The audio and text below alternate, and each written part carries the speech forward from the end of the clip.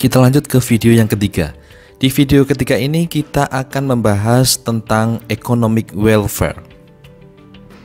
Kita mulai pembahasan kita dengan konsep economic welfare. Nah, saat kita mempelajari pengertian ilmu ekonomi di pertemuan awal, kita sudah sepakat bahwa tujuan dari ekonomi adalah untuk meningkatkan kesejahteraan, untuk meningkatkan economic well-being, untuk meningkatkan welfare. Oke, nah, karena di dalam ekonomi itu terdapat beberapa pihak yang terlibat, maka konsep economic welfare adalah konsep kesejahteraan untuk semua pihak yang terlibat tadi. Oke, jadi saat kita membahas economic welfare berarti kita membahas tingkat kesejahteraan untuk konsumen. Ukuran yang kita gunakan adalah surplus konsumen, kemudian produsen. Dengan ukuran yang kita gunakan adalah surplus produsen, kemudian pemerintah. Biasanya yang kita gunakan sebagai ukuran adalah untuk uang yang masuk merupakan pendapatan atau pajak. Untuk uang yang keluar kita gunakan ukurannya adalah belanja. Oke. Nah, kalau analisis kita melibatkan ketiga hal ini, maka kita harus mempertimbangkan ketiga hal ini: surplus konsumen, surplus produsen, maupun uang yang masuk maupun uang yang keluar bagi pemerintah. Namun untuk saat kita menganalisis mungkin pemerintah tidak terlibat di situ, maka konsep economic welfare kita adalah total surplus, yaitu surplus konsumen ditambah surplus produsen. Oke, analisis welfare yang paling sederhana adalah kita hanya meninjau dari dua sisi, yaitu sisi produsen dan konsumen. Nah, di sini economic welfare seperti yang saya sampaikan tadi, yang kita pertimbangkan adalah total surplus yang merupakan akumulasi dari surplus konsumen dengan surplus produsen. Kedua terminologi ini telah kita pelajari. Oke.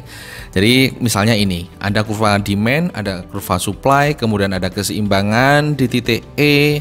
Surplus konsumen adalah area di bawah kurva demand, di atas harga keseimbangan, jadi area yang berwarna biru. Kemudian surplus produsen adalah area di bawah harga di atas kurva supply. Jadi kalau di sini adalah area atau segitiga yang berwarna hijau. Total surplus merupakan total dari surplus konsumen dan surplus produsen ini. Jadi total surplus merupakan area di antara kurva permintaan dan kurva penawaran dari kuantitas 0 sampai dengan kuantitas keseimbangan. Segitiga yang besar ACE inilah yang kita sebut sebagai total surplus. Nah, sekarang kita akan menunjukkan bahwa keseimbangan pasar persaingan ini merupakan alokasi yang paling efisien. Oke, alokasi yang efisien itu apa? Alokasi yang membuat economic welfare, economic well-being itu tertinggi. Oke, misalnya di gambar ini. Oke, dengan mekanisme pasar, keseimbangan pasar persaingan itu terjadi di equilibrium, di equilibrium quantity. Oke, di titik inilah yang nanti akan menyebabkan economic welfare-nya paling tinggi.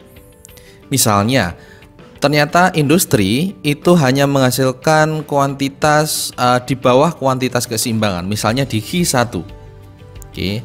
Di saat Q1 ini, nilai dari willingness to pay itu masih lebih besar daripada cost perusahaan. Oke, sehingga menaikkan kuantitas itu akan menaikkan total surplus. Oke, jadi di Q1 itu belum maksimal karena dengan menaikkan output akan menaikkan total surplus. Demikian juga saat mungkin di industri itu menghasilkan output di atas quantity equilibrium, misalnya di Q2. Pada saat ini willingness to pay itu lebih kecil daripada cost perusahaan. Akibatnya barang tidak terbeli, sehingga ini justru akan memberikan loss bagi perekonomian.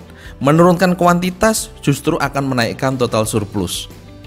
Oke, jadi sekali lagi keseimbangan pasar ini merupakan alokasi yang paling efisien. Nah, konsep penyimpangan dari alokasi yang paling efisien ini kita istilahkan dengan deadweight loss. Jadi deadweight loss ini adalah kesempatan yang hilang atau total kerugian dari penurunan total surplus. Ini terjadi akibat underproduction maupun overproduction tadi. Oke, jadi dead weight loss ini sekali lagi merupakan pengurangan total surplus dari nilai maksimalnya. Oke, misalnya kalau di gambar ini efisiensi pasar itu terjadi saat industri menghasilkan output sebesar 7 million hamburger di sini, di titik 7 ini. Saat industri hanya menghasilkan 4 million, maka kita lihat dari sisi konsumen, surplus konsumen adalah area di bawah kurva permintaan, di atas harga. Oke, misalnya hanya memproduksi 4 nih, maka surplus konsumen adalah area yang berwarna biru. Sedangkan surplus produsen area di atas kurva supply, di bawah harga keseimbangan. Misalnya yang di sini yang berwarna merah muda. Oke. Total surplus awalnya yang segitiga yang gede itu akan terpotong menjadi lebih sempit.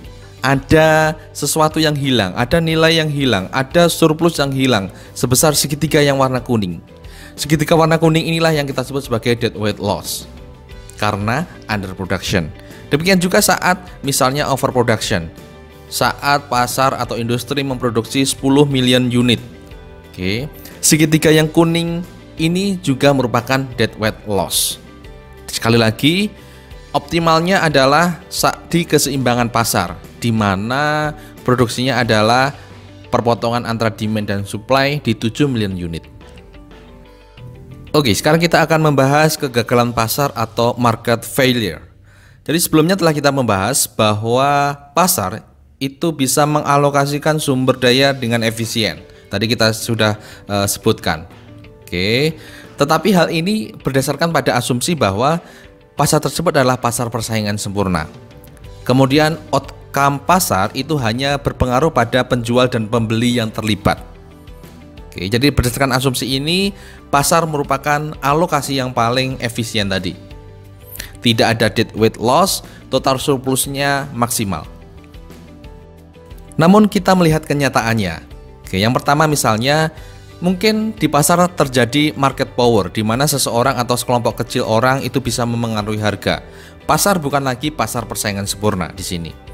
Kemudian orang-orang lain di luar pembeli dan penjual itu yang terlibat kadang terkena dampak juga yang kita sebut sebagai eksternalisasi, eksternalitas.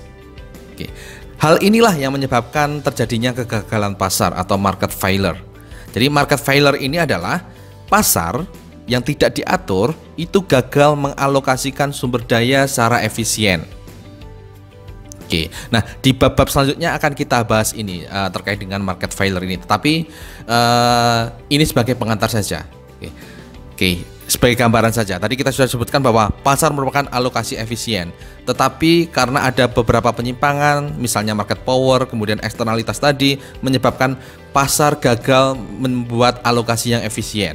Oke, nanti akan kita bahas jenis-jenis dari market failure tadi di bab-bab selanjutnya. Kita akan membahas eksternalitas, market power, dan juga asymmetric information.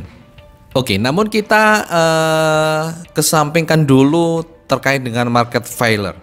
Oke, fokus kita di sini adalah tadi pasar mengalokasikan sumber daya dengan efisien. Dengan alokasi pasar, keseimbangan demand dan supply itu membuat total surplus, economic welfare itu akan maksimal, tidak ada dead weight loss. Oke, nah fokus pembahasan di sini adalah pemerintah dengan kebijakan-kebijakannya itu akan memengaruhi economic welfare. Biasanya akan mengurangi economic welfare, akan menyebabkan terjadinya dead weight loss. Oke, pemerintah itu mempunyai pemikiran lain, pandangan lain, mengapa melakukan kebijakan ini. Padahal dia tahu bahwa kebijakan tersebut akan mengurangi economic welfare atau menimbulkan adanya dead weight loss. Tapi ada pertimbangan lain, misalnya untuk melindungi produsen atau industri dalam negeri, kemudian melindungi konsumen, kemudian untuk demi keadilan sehingga menarik pajak, kemudian memberikan subsidi dan sebagainya. Itu adalah kebijakan-kebijakan pemerintah. Di satu sisi itu akan mengurangi economic welfare, tetapi sekali lagi pemerintah mempunyai tujuan lain. Nah, fokus pembahasan kita tadi adalah di sini. Kita akan menganalisis bagaimana pengaruh kebijakan pemerintah terhadap economic welfare tadi. Dari sisi surplus konsumen, surplus produsen, kemudian dari sisi pendapatan dan belanja pemerintah. Ketiga hal ini yang akan kita analisis. Nah, kebijakan yang akan kita bahas adalah yang pertama price ceiling dan price floor, kemudian yang kedua adalah price support dan production quotas, yang ketiga nanti kita bahas import quotas dan tarif impor, yang terakhir nanti akan kita bahas terkait dengan pajak dan subsidi.